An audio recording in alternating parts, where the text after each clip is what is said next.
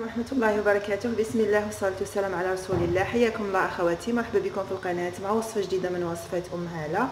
أخواتي اخترت لكم اليوم كيكة برازيلية لكن مش بالشونتيي، بالفلون. أنا راح نديرها بالفلون ونكهة القهوة. تبعوا معايا واش نحتاجو فيها. بالنسبة للمقادير عندي أول حاجة كاس تاع فارينة دقيق أبيض، عندي نص كاس نتاع الزيت ونص نتاع السكر ونص كاس نتاع الحليب، زوج حبات تاع البيض بدرجة حرارة المطبخ، وحدة خميرة كيميائية ما يعادل 10 غرام، شوية نتاع الفاني، وشوية نتاع حوالي ملعقة نتاع الكاكاو البني، وملعقتين كبار نتاع قهوة كحلة. نبدأ على بركة الله. ندير السوائل اولا، نبدا بالبيض.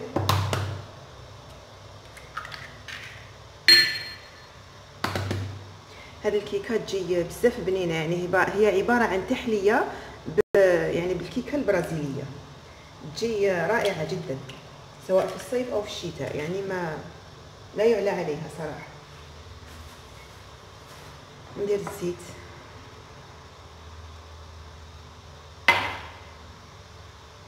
السكر، الحليب عفوا، وشويه تاع القهوه، ونضربهم كامل مع بعض.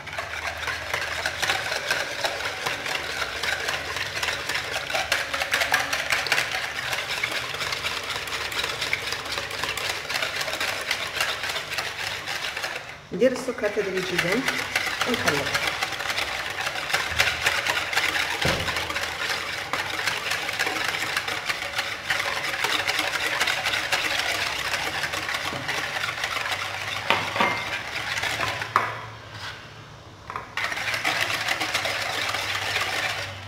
ندير الفاني،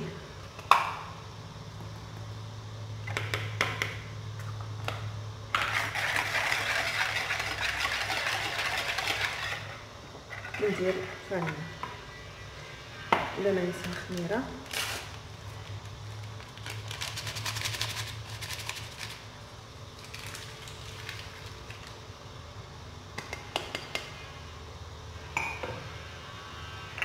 والكاكاو على جنب.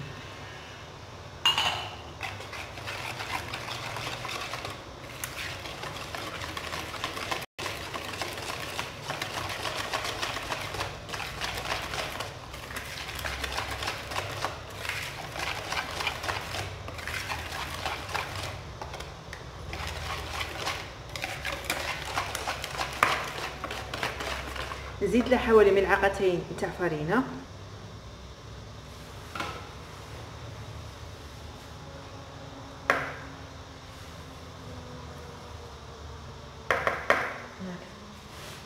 لانه بانت لي خفيفه شويه.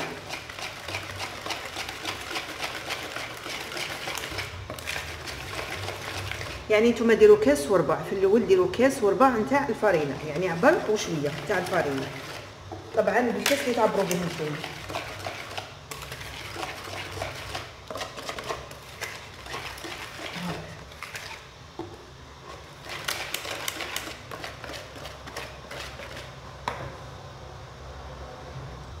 نجيب المول اللي انا راح ندير فيه،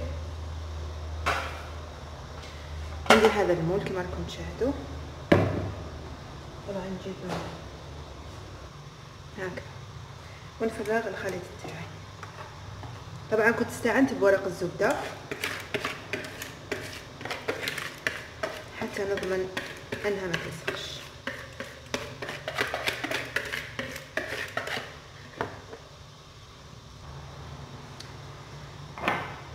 كما راكم تشاهدوا اخواتي، كنت شعلت الفرن تاعي على درجه حراره 180، خليته سخن مليح. دوكا ندير الكيكه ونقصلو، طبعا ما نفتحش عليه. نتلاقاو باش نوجدوا الطبقه الثانيه. اخواتي في الوقت لا يتبرد الكيك تاعنا نحضروا الطبقه الثانيه اللي هي عباره عن فلون تاع الشوكولا. كما راكم تشاهدوا هنا، هذه من المفروض نديروها في النصف ريتل نتاع الحليب، انا مش حنديرها في النصف ريتل، راح نديرها في عبرت زوج عبار هكذا تاع حليب، زوج كيسان تاع حليب فرغتهم هنا في الكاسرونه، تقريبا ما يعادل 200 مليلتر، يعني ميم با نص لتر ما تلحقش. هاي الكيك تاعنا بعد ما طابت وبردت كما راكم تشاهدوا فيها، قلبتها على الجهه الاخرى باش نشربها. عندي هنا شويه نتاع نيسكافي كنت حليتها في الماء، ماء يعني دافئ كما راكم تشاهدوا. ما كاش عندكم نيسكافي عادي ديروا قهوه كحله طبعا، ونسيي نشرب بعد ما نديرها شويه نتاع السكر طبعا.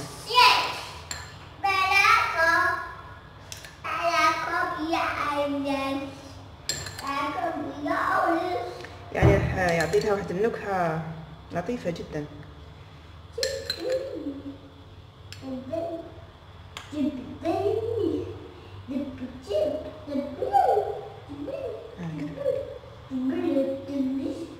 طبعا كنت درت لها شويه نتاع السكر، شويه فقط هكذا بهذا الشكل. اذا اخواتي بعد ما سخن الحليب كما راكم تشاهدوا ندير الفلان ونقعد نخلط.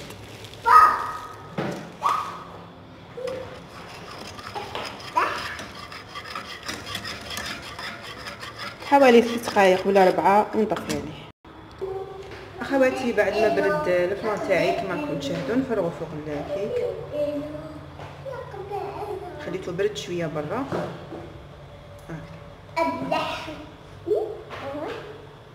يكفي. كما راه هكذا ندخلوا للثلاجه نخليه حتى يبرد، نعطيه الوقت ونعاود نولي لكم باش نحضروا الطبقه الثالثه. اما الطبقه الثالثه اخواتي هي عباره عن كراميل. نجيب سكر طبعا، ندير ملعقتين كبار سكر،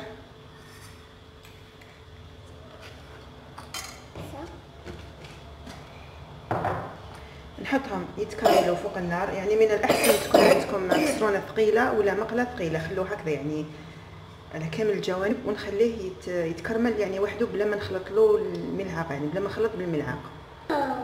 وطبعا الكراميل يعني اللي طيبتوني راح نزيد نكهه بشوكولا ماكسن بنكهه الكراميل، يعني بعد ما يتكرمل لي السكر نزيد له ملعقه نتاع زبده وشوكولا ماكسن تاع الكراميل. اذا بعد ما تكرمل لي السكر كما راكم تشاهدوا تحصلت على هذا القوام. نجيب نص ملعقه زبده كما راكم تشاهدوا ونخلطها معاه، نعاود نردها فوق النار ونخلط. وكما سبق وقلت نخلط لها شويه شوكولا ماكسن بنكهه الكراميل.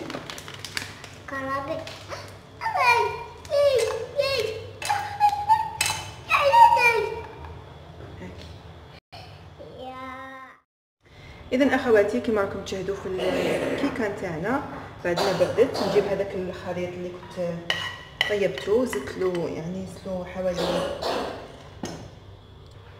فنجان معمر كما هكذا نتاع الحليب، يعني ندير بشويه طبعا يعني ونخلط حتى تحصلت على هذا القوام اللي راكم تشاهدوا فيه. نغلف به الكيكه نتاعي.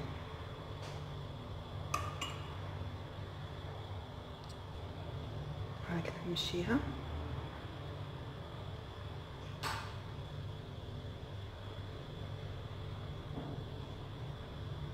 ونعاود نرجعها للثلاجه ونتلاقاو في طبق التقديم.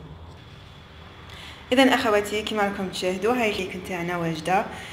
طبعا بعد ما بردت وزينتها كما راكم تشاهدوا في الاطراف كنت درت لها شويه نتاع نواه كوكو تاع جوز الهند، يعني مسحتهم لها كامل مع الاطراف. اما من الفوق حبيبات نتاع واش يسموها يا ربي، حلقومه، سمحولي، حلقومه مغلفه كما راكم تشاهدوا فيها. طبعا نتوما التزيين اختياري، تحبوا تخليوها هكذاك، تحبوا طبعا تزينوها باي شيء يعني كان عندكم في البيت. ان شاء الله تكون عجبتكم الوصفه نتاع نهار اليوم. طبعا نقسمها معاكم قبل ما نودعكم، يعني نقسموا شوفوا كيفاش جات من الداخل. اذا اخواتي كما راكم تشاهدوا هاي الكيكه نتاعي بعد ما بردت وكنت طبعا زينتها كما راكم تشاهدوا. درت لها شويه نتاع نواه كوكو في الاطراف، جوز الهند في الاطراف. اما الفوق كما راكم تشوفوا درت لها حبيبات نتاع حلقومه مغلفين تحبوا تخليوها كيك تحبوا تغلفوها، ان شاء الله اخواتي تجربوها وتنجحوا فيها. اصلا ما فيها والو، يعني مكوناتها سهله جدا وبسيطه وبنينه، يعني ما شاء الله، سواء في الصيف ولا في الشتاء، يعني راهي ما شاء الله. نقسمها معكم نشوفوها كيفاش يعني جات من الداخل. بسم الله.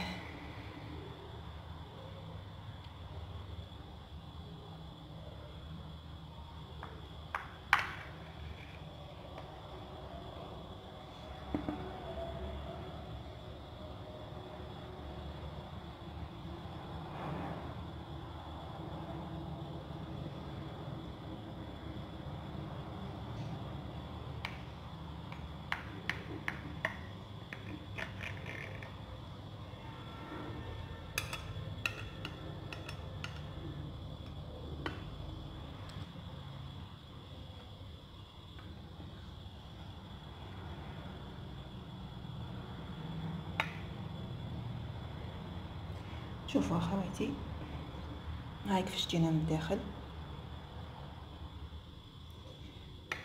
ان شاء الله اخواتي جربوها، ان شاء الله تنجحوا فيها. راهي سهله جدا ولذيذه والله، يعني راح يحبوها اطفالنا. اذا لقيت لكم الوصفه نتاع نهار اليوم ما تبخلونيش بجيم، تعليق، اشتراك في القناه بالنسبه للاخوات اللي مازال ما اشتركوش. ان شاء الله الوصفه اخرى من وصفات ام هاله. اتركنا في رعايه الله وحفظه، وسلام الله عليكم.